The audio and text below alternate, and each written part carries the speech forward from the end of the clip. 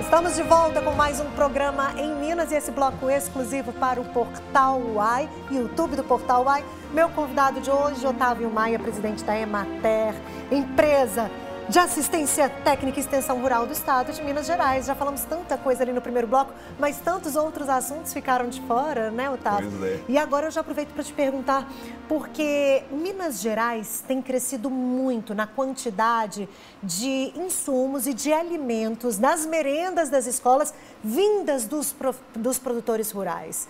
Conta pra gente o trabalho da Emater para que isso aconteça, para que isso expanda e para que essa merenda das escolas mineiras seja, inclusive, aprovada pelos principais interessados, que são os estudantes, os alunos. Com certeza, Carol. A gente fica muito feliz de participar desse movimento que revolucionou a qualidade da merenda escolar em Minas Gerais. Hoje a gente pode dizer, sem medo de errar, que a gente tem a melhor merenda escolar do país aqui em Minas Gerais. Inclusive, eu tenho relatos de diretores de escola dizendo que agora ele está tendo que fazer escala do recreio, da merenda, porque antes tinha um dimensionamento ali de cantina e de refeitório, que como não era tão atrativo, a merenda não era tão gostosa, tinham poucos interessados. Hoje, todo mundo quer merendar, então precisa fazer escala para atender todo mundo hoje nas escolas. Fruto de um trabalho que eu coloco que tem dois grandes inputs aí do Estado para conseguir alcançar esse grande feito. Primeiro, que o recurso para adquirir alimentos para merenda escolar, ele é uma responsabilidade do governo federal, que passa um valor per capita por aluno para a rede estadual fazer a aquisição de alimentos. E como esse valor é insuficiente, o governo do estado coloca um aporte que mais do que triplica esse valor. Então, a gente hoje está no montante de mais de 650 milhões de reais só na rede estadual, sendo que desses vem 200 e poucos milhões que vem do governo federal, que era o responsável. Então, a gente consegue, com esse recurso, adquirir alimentos de qualidade. E o outro grande diferencial é a parceria da Emater com a Secretaria de Educação para preparar o pequeno produtor para aquele alimento produzido no âmbito familiar ali, muitas vezes ele é extremamente saudável, sem uso de agrotóxico, para fornecer de forma um alimento fresco e saudável para as escolas. Então, hoje, a gente tem na lei do PNAE que a prerrogativa é de que, no mínimo, 30% tem que vir da agricultura familiar. Hoje, a gente chega a quase 38%, sendo que há 3 anos atrás, a gente nem conseguia alcançar esse mínimo, que é 30%. Eu ia falar exatamente isso, que no site da Emater diz que em 2024 houve um recorde de 37% de tudo que é oferecido na alimentação escolar vir da agricultura familiar. É 37,80 e tantos, é quase 38%. 38%. E esse volume, Carol, fortalece muito os pequenos produtores, que a gente tinha em 2019, comercializados com a agricultura familiar, que são os pequenos produtores, um patamar ali de 80 milhões de reais comercializados por ano para a rede estadual só de ensino. Então, não estou falando da rede municipal, que aí são outros valores e a gente não tem exatidão, porque cada município faz uma gestão.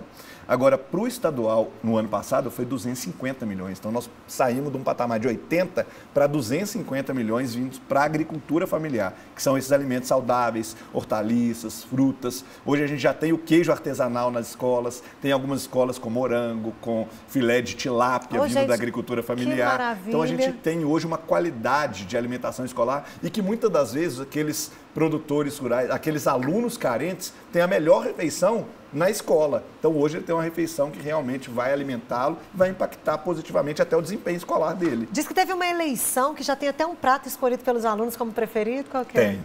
A eleição, o ranking foi: terceiro lugar, feijoada; segundo lugar, feijão tropeiro; primeiro lugar, estrogonofe. Os alunos adoram estrogonofe. Gostei desse ranking aí, tá aprovado. Muito bom. Eu também, pelo meu paladar, eu iria nesse ranking aí. A gente chegou a receber, Carol, o ministro da Agricultura da Alemanha, aqui em Belo Horizonte, no Estadual Central, para ele conhecer essa política pública, como que a gente conseguiu transformar essa realidade aqui, porque ganhamos, você vê, ultrapassamos nossas fronteiras, ele conheceu o nosso programa e veio da Alemanha para conhecer essa atividade aqui, como que nós conseguimos fazer isso. E ele é vegetariano, comeu um feijão tropeiro sem carne aqui e ficou maravilhado. Ficou apaixonado. Todo da agricultura familiar. Mais um case de sucesso. Agora, falando sobre Minas Gerais e sobre as nossas riquezas, falamos dos 3 principais ali, principalmente, do leite, do café e da cachaça, mas a gente tem Minas Gerais também muito rica em hortifruti, carnes. Conta pra gente quais são outras vertentes aí do agro em Minas Gerais que também estão na mira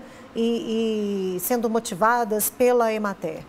Pois é, a gente tem, além de ser o maior produtor do mundo de café, que a gente falou, a gente é o maior produtor brasileiro de leite, E aí no leite a gente tem um trabalho muito forte para tentar agregar valor ao leite, como os nossos queijos, derivados de forma geral. Mas os queijos artesanais, né, iogurtes, manteiga, que a gente consegue, com o processo de agroindustrialização, levar essa agregação de valor para os produtores.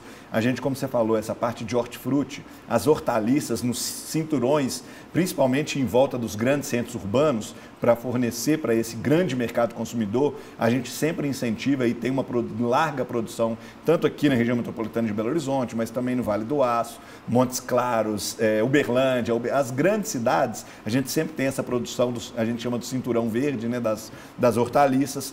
A fruticultura é muito forte também em Minas Gerais, né? A gente tem, inclusive no norte de Minas, o maior projeto irrigado da América Latina, que é no projeto Jaíba, onde a gente tem uma produção muito forte de banana, de manga, de limão, então a fruticultura muito forte. A gente também tem no Gurutuba, né, ali Janaúba, Nova Porteirinha, também um projeto irrigado com grande produção de frutas também. Então a gente tem uma diversidade muito grande de produção que a gente vai incentivando, trabalhando a agregação de valor, acesso a mercados, a parte da sustentabilidade que sempre tem que estar por trás, porque cada vez mais o consumidor está mais exigente. Então, essa parte também de ter essa rastreabilidade, da sustentabilidade que está por trás, a gente vai trabalhando todas essas formas com nossos produtores para gerar a renda digna para eles melhorarem a qualidade de vida das suas famílias. A estiagem ou a chuva em excesso são sempre desafios. A Emater caminha junto do produtor rural quando acontece esses períodos sazonais? Carol, e a gente está cada vez numa situação climática mais crítica, né? Eu estou há 4 anos e quase 4 anos e meio que eu estou na Emater. Eu já vi geada, mas geada assim grande, que estava acabando com várias plantações de café. Já vi chuva de granizo atrapalhar muito, enchente no norte de Minas, inclusive, onde geralmente a gente sofre com a escassez hídrica, mas tivemos também enchentes que também acabaram com a nossa produção. Então, a gente vê que essas mudanças climáticas estão afetando. E quem que ela afeta primeiro? O produtor rural, que vive da terra, que vive da água dele. Então, ele é o que mais cuida do meio ambiente por interesse próprio, inclusive. Então, a gente tem todo esse suporte, sabe? A gente tem ações de sustentabilidade vinculadas, né? Tanto plantio direto, integração lavoura, pecuária, floresta, implantação de revitalização de subbacias hidrográficas com barragens, pequenas barragens de filtração de água, readequação de estradas vicinais, terraceamento. Então, a gente tem também uma infinidade de ações de sustentabilidade ambiental para que a gente tenha cada vez mais uma resiliência frente a essas mudanças climáticas, para a gente conseguir produzir. E a gente falou no primeiro bloco do aumento da possibilidade da irrigação, que a gente tem também que reter a água aqui, porque a água sempre corre para o mar. Sim. E se ela correr para o mar muito rápido, ela vai fazendo estrago no caminho. Então, a gente quer manter uma velocidade dessa água que ela possa ficar no nosso território também, para que a gente possa utilizá-la para gerar melhoria da qualidade de vida com a produção de alimentos também no campo. O Otávio já adiantou aqui, gente, que ele está há 4 anos e 4 meses na presidência da Emater. Na presidência da Emater, dando aqui a data corretinha, 4 anos e 4 meses. Mas ele é um funcionário público de carreira, né? Sim. Já teve cargos no Estado, já passou pela CEPLAG, Secretaria de Desenvolvimento. E Fazenda. E como é que essa sua experiência como esse funcionário público de carreira contribui para a sua boa gestão hoje à frente da Emater? Pois é, Carol, a gente tem um movimento de profissionalização da gestão de empresas estatais no país. Veio até depois do mensalão, né, que a gente viu aquela questão da Petrobras e o Petrolão. A gente teve uma legislação nova que cuida da governança das empresas estatais e cada vez mais cobra-se, né, uma governança, um compliance, uma gestão eficiente e profissional das nossas estatais.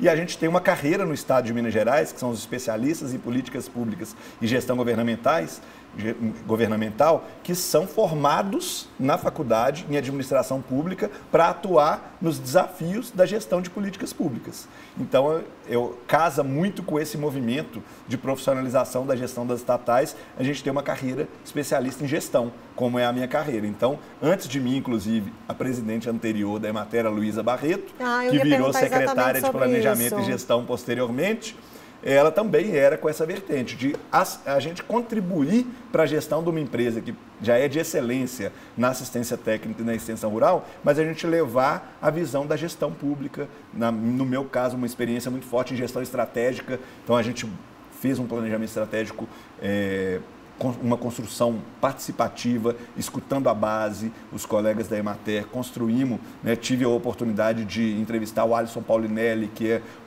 o homem do agro do Brasil, que transformou o agro brasileiro, ele era vivo ainda, né, quando a gente...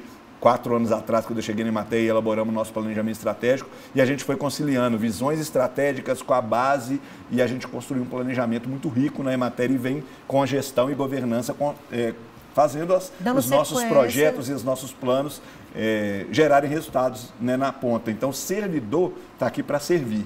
Né? Então, eu sou muito grato pela oportunidade que eu tenho de estar, né, na Emater servindo a 350 mil produtores rurais todos os anos, levando a transformação de vida para essas famílias, né? Que é uma coisa...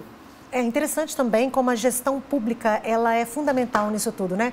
Aí a gente recebeu recentemente aqui no Em Minas o professor Anastasia. Você veio da João Pinheiro? Fundação João Pinheiro. Assim como a Luísa Barreto também, Exatamente. Né? Então, assim, a importância de se construir bons gestores e bons presidentes à frente de empresas como essa, com embasamento em gestão pública, para que realmente haja, de fato, um resultado efetivo onde se espera. Exatamente. Que no caso da Emater é no campo, no pequeno produtor, com incentivo, não é isso? Com certeza.